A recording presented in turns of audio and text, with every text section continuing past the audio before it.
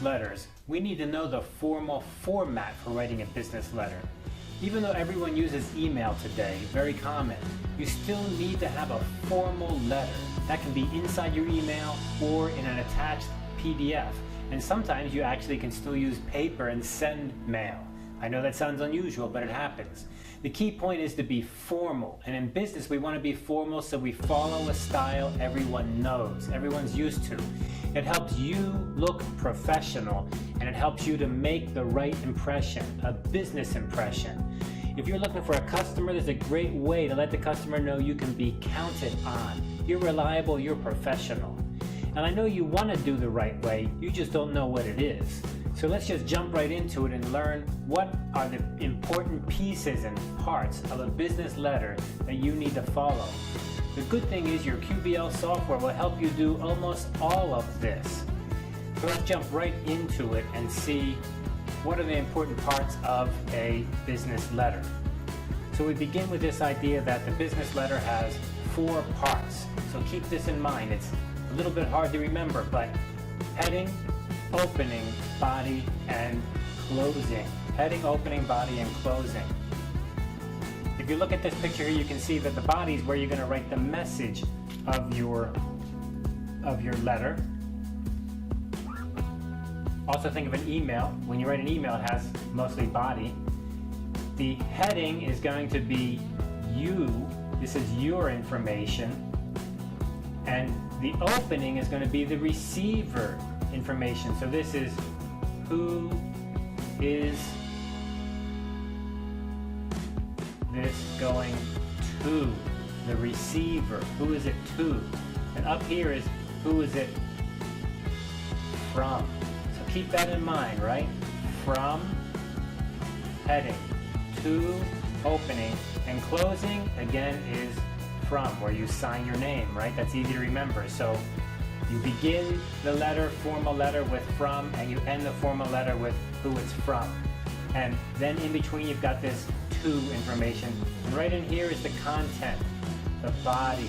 And that body is going to be your main point. That's what we're going to learn about in all of our other lessons. When we look up at the heading, what do we see?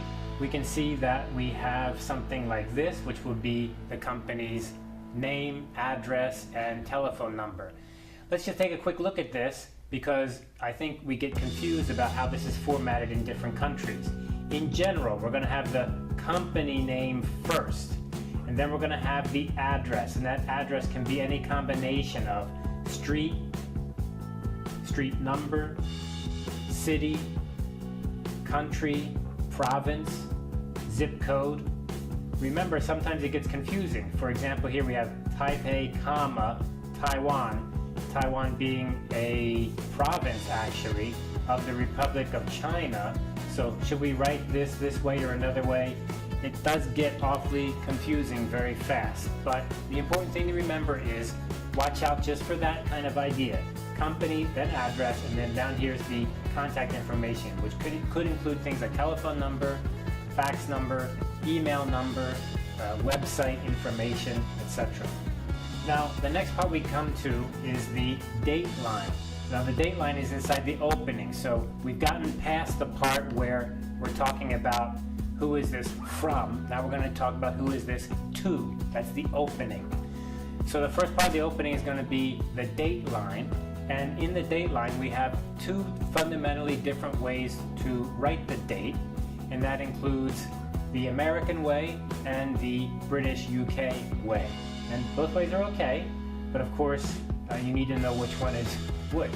So the American style is month, and then the day, so month, day, and then year.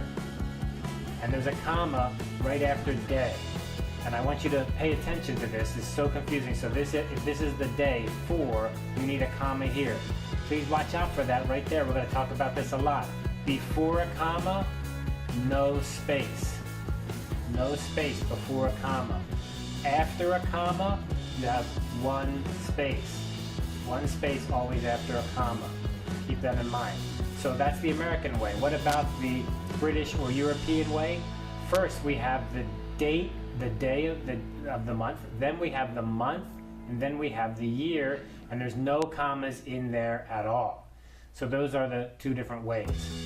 The next part of the opening is a special notation. You may have something that's secret or personal or confidential, and you can just write that there, and it's all caps. It's all in capital letters to let the person who's receiving it know that something important is happening there. Okay, now we're going to write who's this letter to. This is the receiver. So when we look at the receiver, we can see here that we have different parts of the address. First of all, we're going to have who is this to, the person, the actual receiver. Then we're going to have the company that it's going to be to. So there are many ways to write a person's name, but it is important to try to get a person's name.